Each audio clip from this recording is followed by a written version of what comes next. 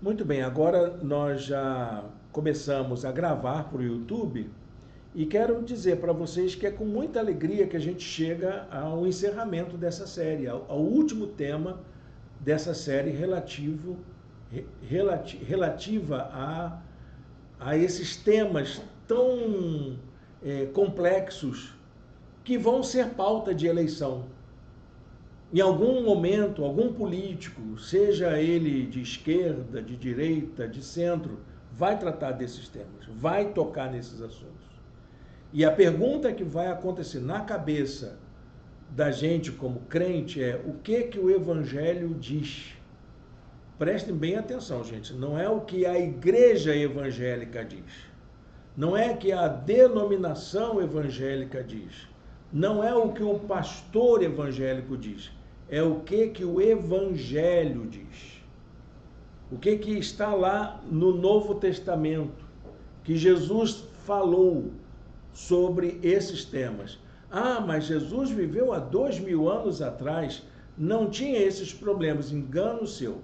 Os problemas que mais afetam a humanidade sempre existiram. O homem mudou, a tecnologia mudou, mas o coração humano e as necessidades existenciais da vida humana sempre existiram, continuam as mesmas. O Deus que falou ao coração do homem há 2000 anos atrás, na pessoa de Jesus, continua falando nos dias de hoje. E o Deus que transformou a vida de muitas pessoas e que usou essa mensagem para abençoar o mundo durante esses 2000 anos da história, quer continuar abençoando a vida da humanidade até os dias atuais. Então, nessa série, nós falamos de muitas coisas. Falamos sobre a questão da democracia, falamos a questão da relação de gênero. E a gente quer hoje terminar com um tema que tem muito a ver com o que nós enfrentamos, que é o tema da desigualdade social.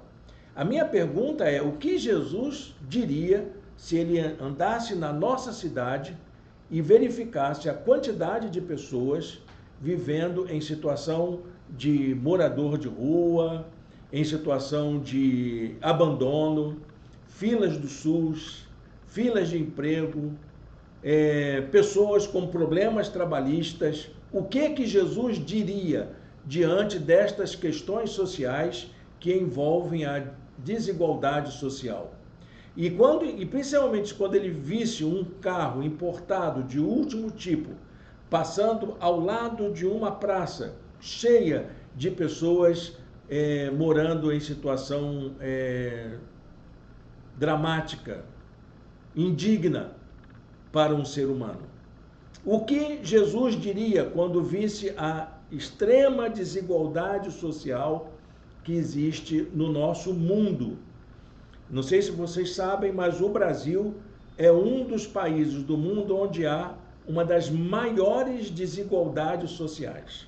E quando a gente fala de desigualdade social, a gente está falando da diferença do padrão de vida de uma pessoa da alta classe social e o padrão de vida da pessoa da mais baixa classe social.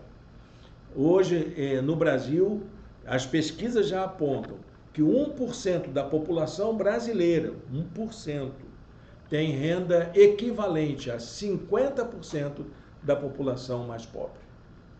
Isso é desigualdade social. Não é que a gente vai se queixar com quem tem muito. Ah, bem, porque tem, né? Graças a Deus, porque há pessoas que venceram na vida, conseguiram formar o seu patrimônio, a sua família. Então, isso, graças a Deus por isso. Mas a pergunta é: por que há tantas pessoas que não têm a mesma oportunidade de construir as suas relações? Por que as relações sociais são marcadas por tantas desigualdades? Não estamos falando de igualdade de condição de vida, mas é de igualdade de oportunidades. O filho do pobre tem o mesmo direito ao acesso à educação que tem um filho de rico? Essa é a questão que a gente está levantando. Um trabalhador pobre tem acesso à saúde do mesmo forma que uma pessoa rica tem, essas questões, elas incomodam a gente. E essas questões são as que a gente quer levantar quando a gente fala de desigualdade social. Para a gente meditar sobre isso, eu vou ler um texto da Palavra de Deus que se encontra no Evangelho de Lucas, capítulo 4, verso 18. Talvez os irmãos, o pastor Irene está falando de temas políticos na igreja. Jesus também falou. Jesus estava numa sinagoga e ele abre o livro do profeta Isaías, capítulo 61, e diz: o Espírito do Senhor está sobre mim, porque ele me ungiu para levar boas notícias, boas novas, notícias alvissareiras, notícias otimistas para os pobres. Foi Jesus quem falou isso. Eu acho interessante a continuidade desse texto, que diz que Jesus fechou o livro, se sentou e disse: esta profecia está se cumprindo agora na frente de vocês. Acabou o sermão. Foi o sermão dele. Eu estou aqui para trazer esperança para os pobres, para trazer boa notícia para quem passa necessidade. Bom, gente, vamos entrar nessa temática da desigualdade social. Então, Deus abençoe a leitura da sua palavra aos nossos corações e que o Espírito de Deus possa ter liberdade de falar ao coração da gente. O que é desigualdade social? Eu vou fazer assim, eu vou ser bem lacônico, né? Porque eu fiz um estudo sobre isso na área de filosofia jurídica. E uma das conclusões que eu cheguei é que a desigualdade social é a face mais perversa que a humanidade já construiu.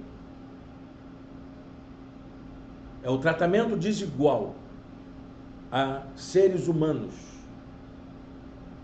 em que poucos têm muito e muitos têm muito pouco. Isso é resultado de uma maldade. Não há outra explicação.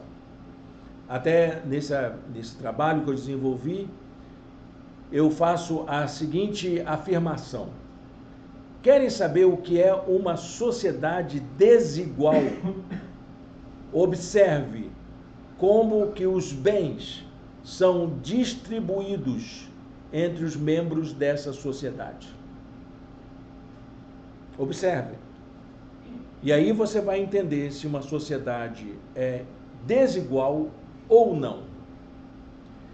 Quando nações poderosas e camadas da sociedade vivem com muito, porque não é só a questão do indivíduo, são questões de nações, setores governamentais, grupos de países. Então, quando nações poderosas e camadas da sociedade vivem com muito, enquanto a grande maioria é privada de direitos e oportunidades, isso é o retrato mais cruel e desumano da sociedade. Não foi isso que Deus pensou para a humanidade. Deus não pensou esse tipo de relação. A pobreza é um problema humano. E nós precisamos encarar dessa maneira. Eu anotei aqui algumas informações que eu acho que são importantes passar para vocês. A pobreza viola a dignidade humana e isso insulta o Criador. É uma ofensa para Deus. Para a gente falar de desigualdade social nos nossos dias atuais, é preciso considerar que esse fato que afeta as nossas sociedades de hoje não são os mesmos aspectos que afetaram as sociedades antigas. A causa da desigualdade no mundo tecnológico avançado, um mundo que aprendeu a construir riquezas no nosso tempo, tem outras causas. E qual é a causa? A causa é uma opção que a humanidade fez, uma opção política, socioeconômica, resultado de um sistema econômico que favorece a acumulação de riqueza, que favorece a exploração da mão de obra e que favorece o acúmulo de capital. É isso. Mas, Irene, isso aí é uma palavra que tem essa discussão sobre capitalismo, socialismo. Não, é uma análise sociológica feita pelos principais pesquisadores. O primeiro a pensar sobre isso, ele disse, por que uma Europa, por exemplo, com tanta riqueza, revolução industrial, conseguiram descobrir várias partes do mundo, estão se enriquecendo? Por que essa Europa tão rica, isso no século XIX, por que uma Europa tão rica, ainda tem gente na miséria? Ainda tem gente morrendo de tifo,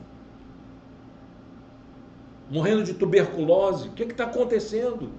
Por que pessoas vivem em situação tão degradante dentro de uma sociedade com uma nobreza tão rica, tão opulenta, tão ostentadora?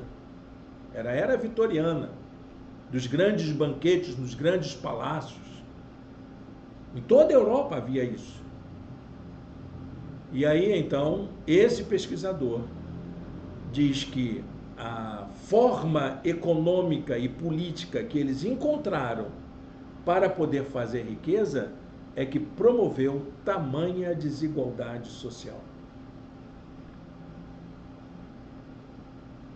Negar isso, gente, é negar a história. É a gente colocar uma venda assim para a gente não enxergar o que está diante dos olhos de todo mundo. O que todo mundo está vendo. A pobreza e a desigualdade social é um prejuízo para a humanidade. Afeta a saúde de todo mundo. Afeta o bem-estar. Destrói famílias. Vocês já viram alguém vivendo em situação de miséria? Olha, gente, não é nada bom de se ver. A desigualdade social, além disso, promove toda sorte de violência no mundo, que é a causa principal da violência. Não é a única, mas é a causa principal da violência.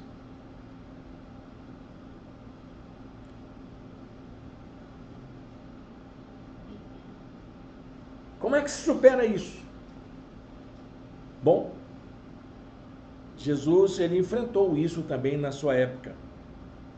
Jesus foi um judeu, carpinteiro, que nasceu na região mais pobre de toda a Palestina, que era Nazaré da Galileia. Nazaré era tão pobre, tão desprezada, que não se acreditava que pudesse vir coisa boa daquela região. E Jesus veio de Nazaré. Ele foi chamado de o Nazareno, que na linguagem preconceituosa da época é aquele que não vale nada. Aquele que é um zero à esquerda, não tem importância nenhuma. Mas só que ele era judeu. E dentro do judaísmo havia uma tradição trazida pela lei de Moisés de que o pobre tem que ter prioridade na construção da nação de Israel. O pobre, o estrangeiro, a viúva e o órfão. Está na lei de Moisés. Eu anotei algumas coisas aqui importantes para a gente lembrar. Deixa eu ver aqui se eu acho que essa... Como se apresentava... Não está. Eu passei direto aqui. Deixa eu voltar um pouquinho. Eu anotei algumas coisas que a Torá, que é o livro da lei, apresentava sobre o cuidado. Olha só, cláusulas da lei de Moisés que deveriam ser levadas em consideração quanto à desigualdade social na nação prometida. Primeira, era proibido cobrar juro de pobre. Ah, mas ele pediu dinheiro emprestado, tem que pagar. Mas não, é pobre, não paga juro. Está na lei, Êxodo 22, 25.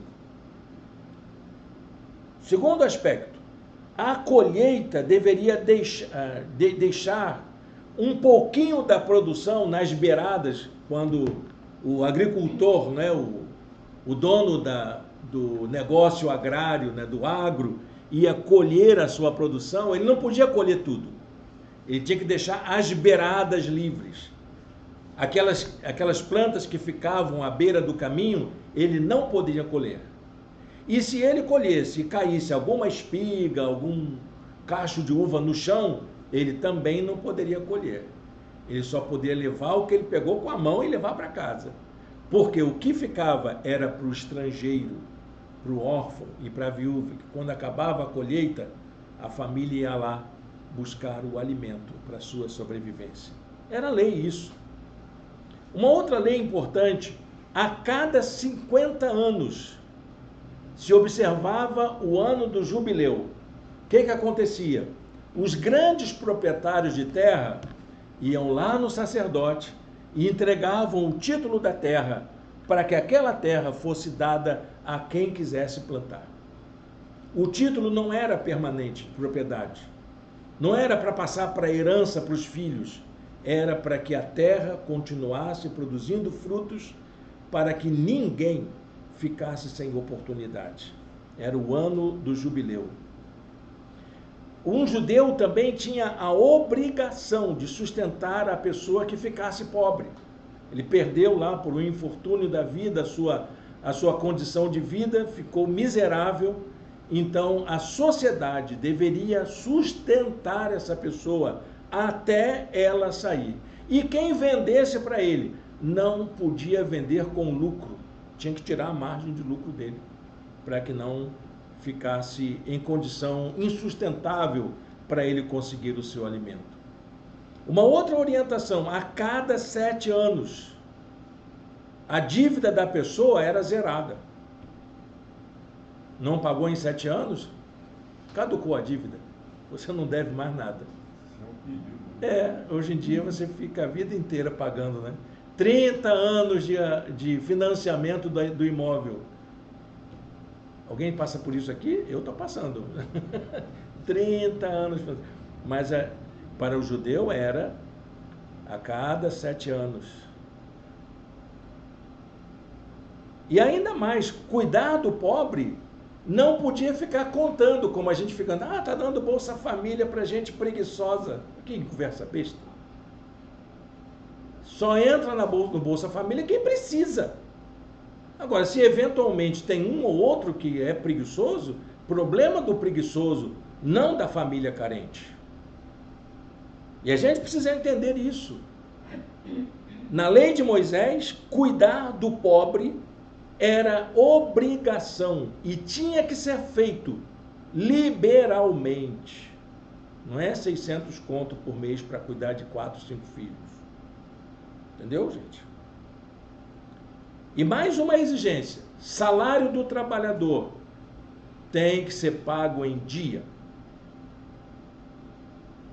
Senão o patrão levava uma coça, né? Sabia? Era na base do açoite. Perdia os seus bens. Pagamento tem que ser de salário, é sagrado.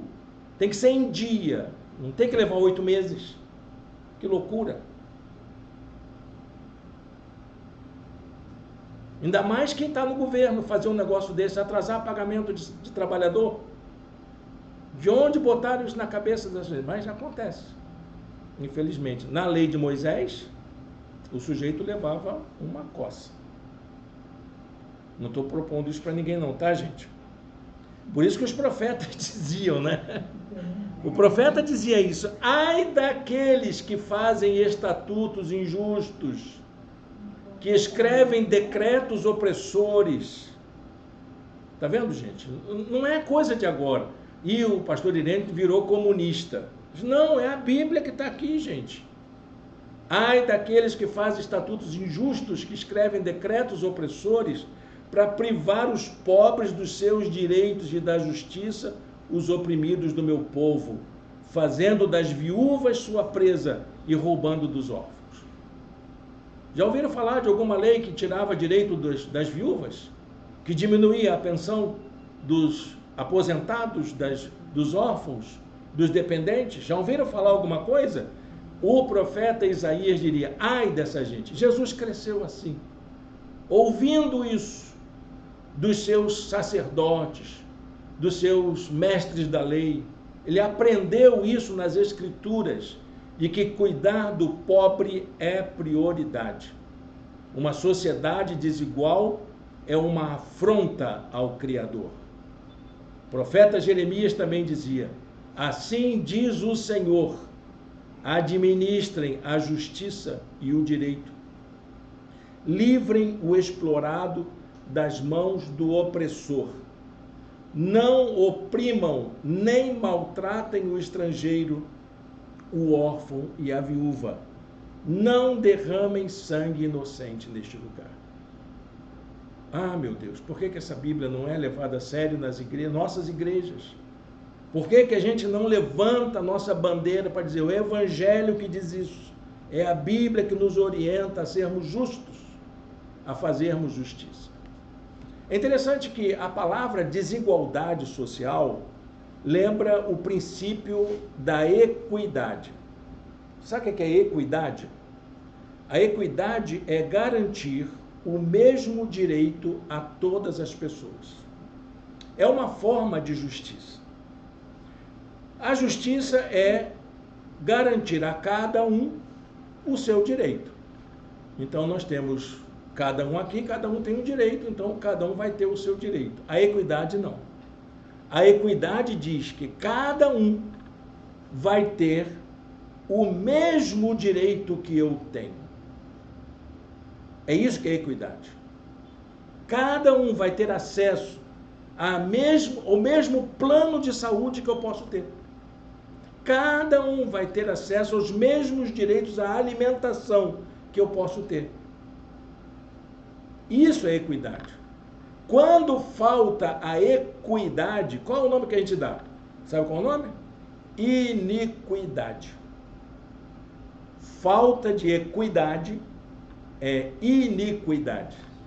Iniquidade a gente sabe o que é. É pecado. A desigualdade social é um pecado social grave. É iniquidade, com todas as letras. E Jesus cresceu aprendendo isso. Jesus cresceu desse modo. Só que ele, quando encarou a sociedade dele, ele viu como é que a sociedade era estruturada.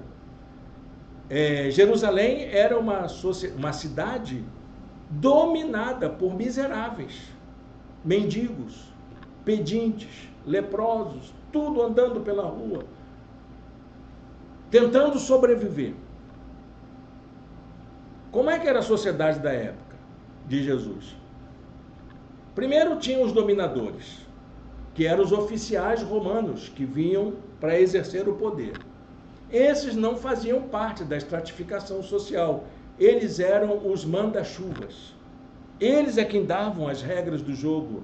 E quem não rezasse na cartilha deles, haveria então uma punição severa.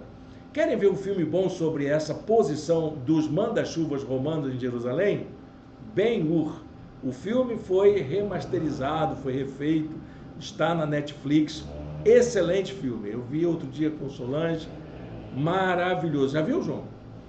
Que filme maravilhoso. Dá uma olhadinha lá, que é assim, a primeira versão foi em preto e branco, há muitos anos atrás. Eu vi. Era o maior filme de longa-metragem que existia na época. 3 horas e tal. Eu assisti aquilo tudo. Mas agora não, está mais suavezinho, mas está muito interessante de ver, muito bem feito. Vocês vão ficar emocionados com... E eu não vou dar spoiler do filme, espero que vocês vejam, está na Netflix. Mas abaixo desses dominadores romanos, existiam os ricos. Quem eram os ricos?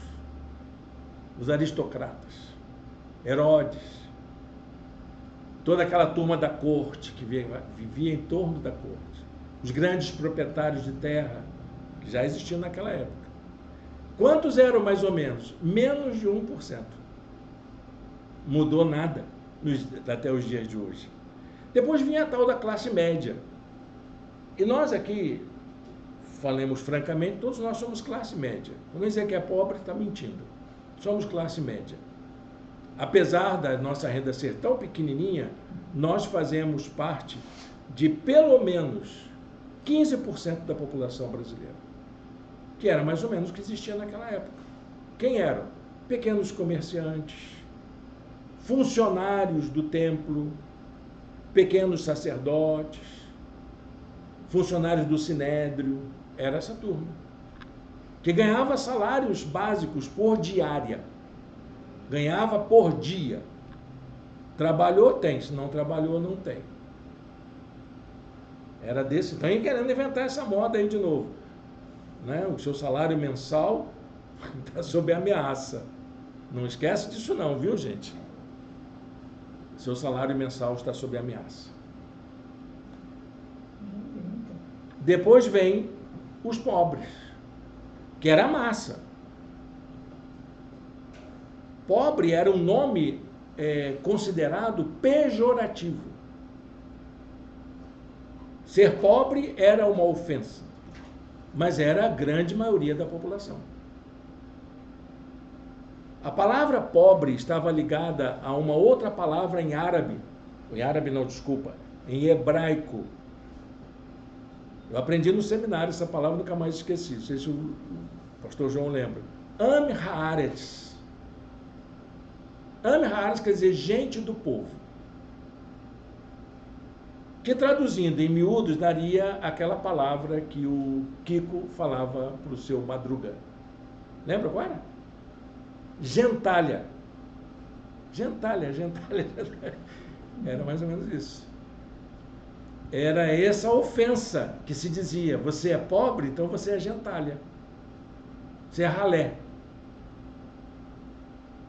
Você é escória. Tanto que a palavra pobre, no Novo Testamento, lá nos Evangelhos, está associada à palavra pecadores e publicanos.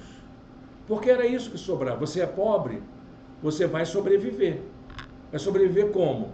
Como mendigo, como prostituta, como ladrão ou como cobrador de impostos, se você der sorte. Se você der sorte, o romano lá, o dominador, vai contratar você para botar numa banquinha de coletor de imposto.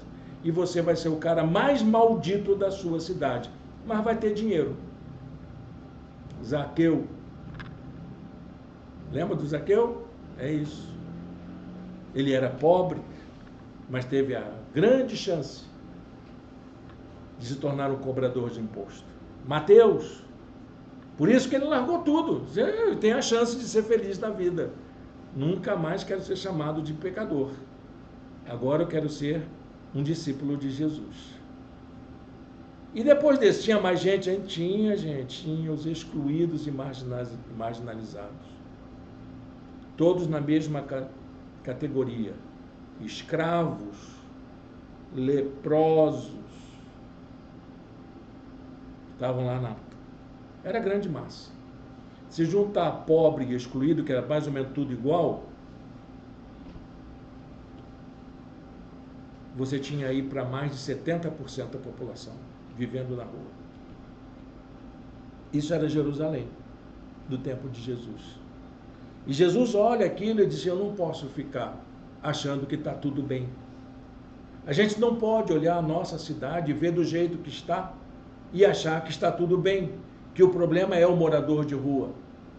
O problema não é o morador de rua, são as condições sociais que permitem que uma pessoa chegue a essa condição de morador de rua, que não dá a ele a oportunidade dele sair daquela condição, por mais que tente sair dela.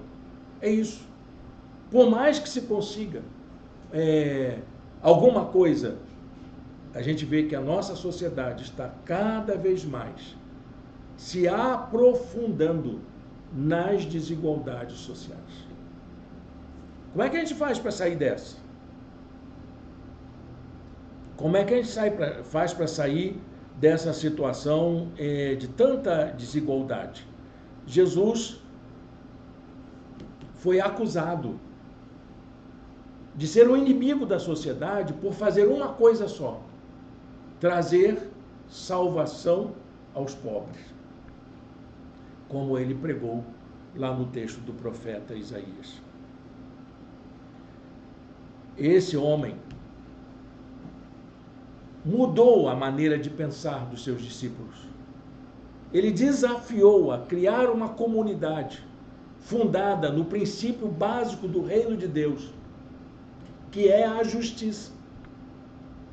A justiça é a base das nossas relações. Não dá para ter reino de Deus de maneira tranquila enquanto houver injustiça, enquanto houver desigualdade. E a igreja aprendeu isso. Ela logo no começo ganhou a simpatia das pessoas porque tinha essa mensagem que Jesus deixou com ela.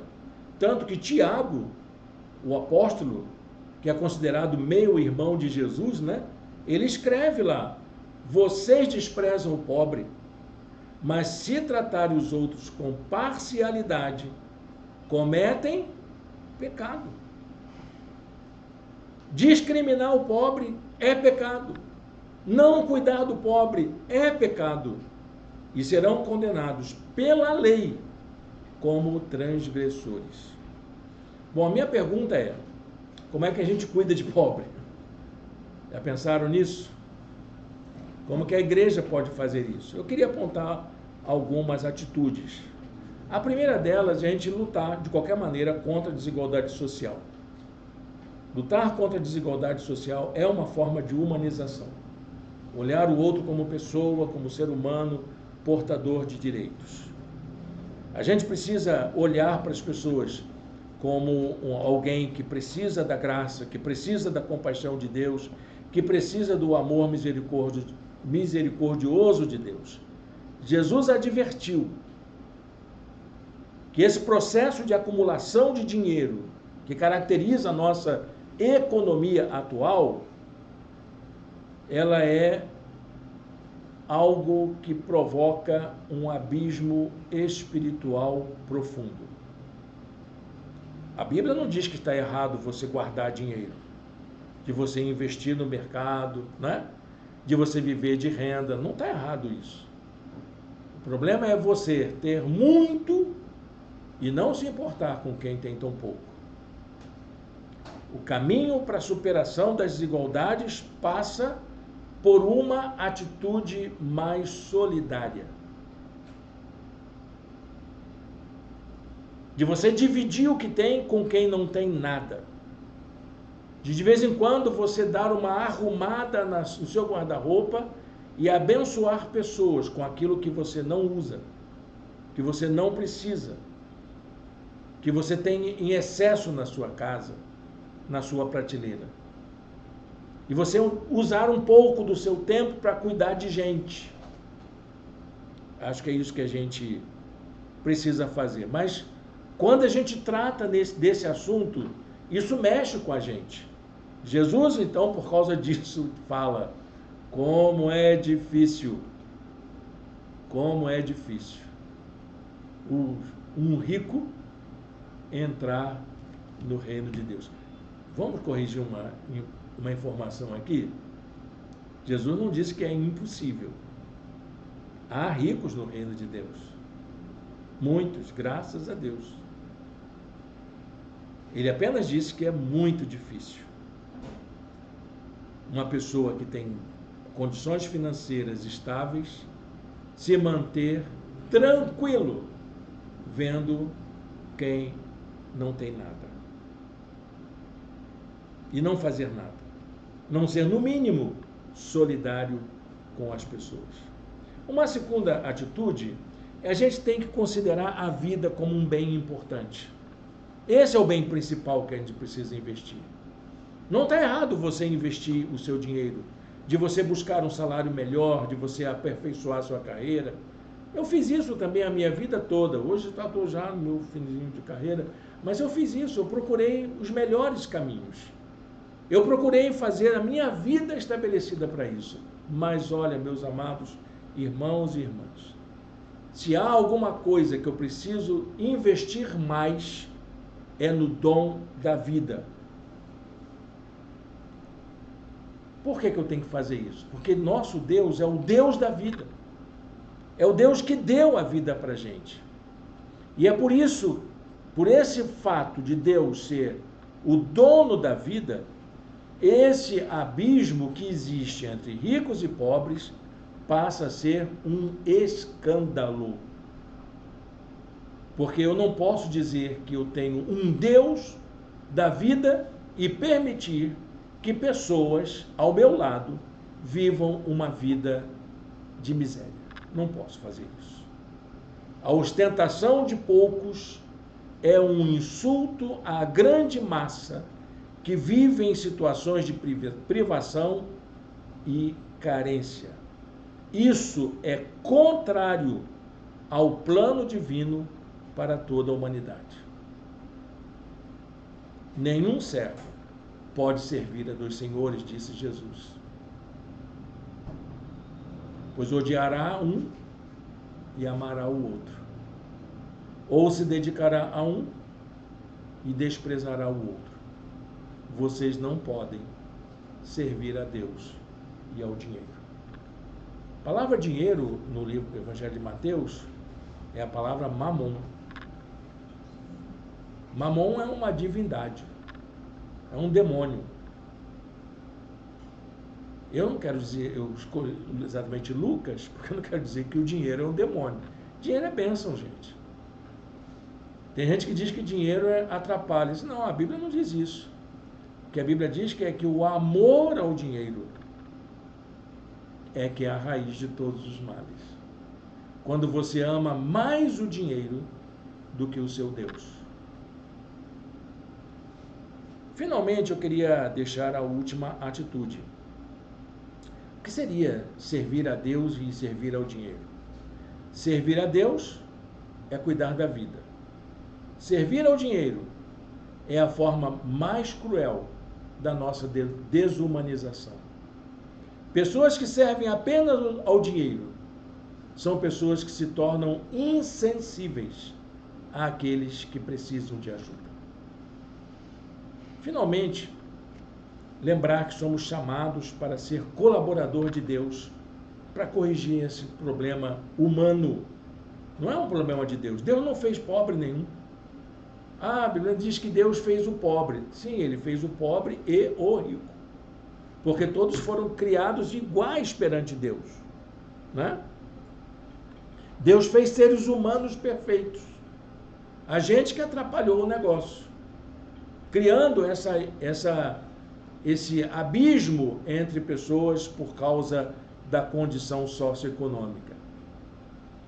E quando ele envia Jesus para viver entre os homens, Jesus ele andou entre doentes, pecadores, pobres. Jesus foi chamado de comilão e beberrão, amigo de pecadores e publicanos. Porque ele vivia entre eles. Era o meio em que ele vivia. E aí, então, surge a nossa responsabilidade. A responsabilidade de enfrentar essa situação participando ativamente de ações, mobilizações sociais para a mudança dessa realidade.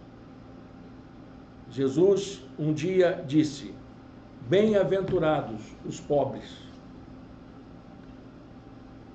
pois a vocês pertence o reino de Deus. Talvez esse tenha sido a maior mobilização social em favor de gente despossuída, gente destituída. Dizer que pessoas que foram tratadas de forma indigna pela sociedade, no reino de Deus, são amadas e acolhidas. São empoderadas, não é isso?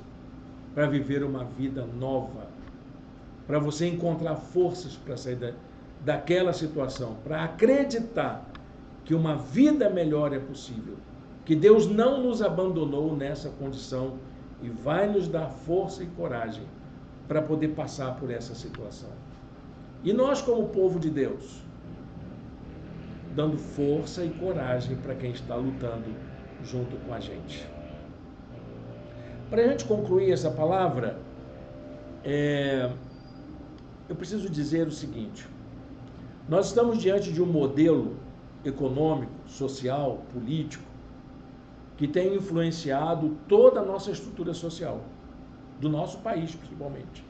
Mas não é só problema do Brasil, não. O mundo está sendo orientado por uma mentalidade socioeconômica que promove esse tipo de desigualdade.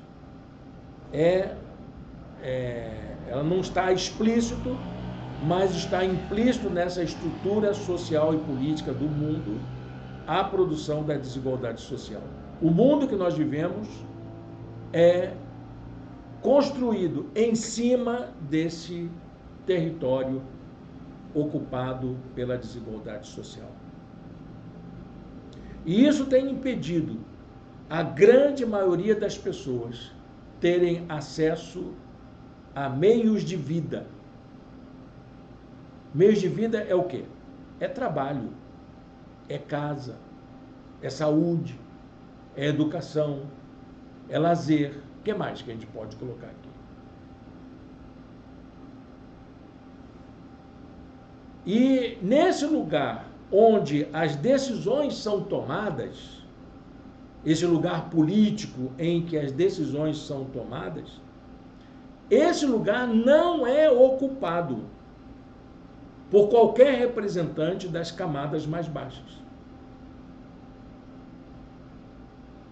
Você vai ver que a maioria dos candidatos que vão se candidatar são pertencentes a uma certa elite, a uma classe social mais elevada.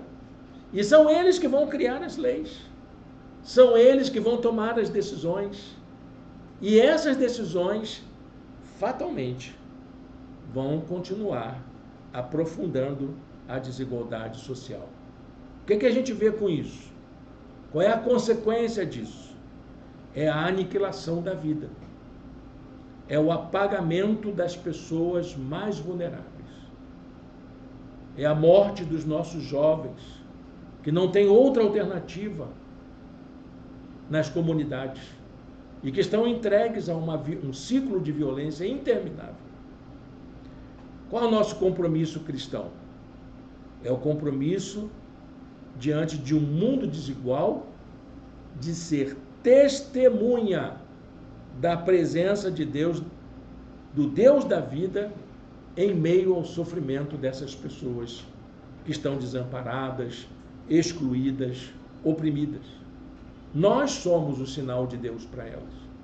Nós, povo de Deus, que temos o dever de votar conscientemente, de escolher conscientemente, de tomar as decisões mais corretas, de debater os temas mais emergentes da nossa sociedade. Cuidar da vida como uma forma de adoração a Deus para que todas as pessoas tenham condições melhores de vida. Para lembrar o que Jesus falou. Jesus veio para que a gente tenha vida, e vida em abundância, que inclui esse esforço nosso de lutar como um sinal de esperança para as pessoas que não têm mais esperança. Que essa palavra a gente possa encontrar guarida nos corações e possa estimular a gente a tomar decisões mais conscientes sobre a nossa responsabilidade. Vamos orar? Vamos colocar diante de Deus nossa vida? Feche seus olhos, fale com Deus, peça a Deus direção, discernimento. Acho que é isso que a gente está precisando. Depois de terminar essa série, eu entendo que a oração que o povo de Deus no Brasil precisa é de discernimento, para não ser massa de manobra de mais ninguém. Amém? Senhor Deus e Pai, obrigado por esta oportunidade, obrigado, Deus, por essa reflexão, que ela possa ficar guardada em nossos corações como um desafio para nós, para que a gente possa ser sinal de esperança para tanta gente destituída, despossuída, oprimida, que vive à nossa volta. Senhor, que nós possamos ser canal de bênçãos, para que possa emergir entre nós uma sociedade mais justa, mais humana, onde pessoas tenham mais oportunidades de poder construir uma vida digna no mundo. Nós pedimos que seja assim, em nome de Jesus. Amém. Bem, gente, chegamos ao final da nossa mensagem. Eu vou interromper, então, a nossa gravação e deixar o convite para os nossos amigos e amigas que nos assistem, nossos irmãos e irmãs. Caso queiram nos conhecer, venha estar conosco, mande uma mensagem para a gente, que eu vou responder com todo o amor e carinho. Deus o abençoe, Deus a abençoe. Um bom restinho de domingo na presença do Senhor.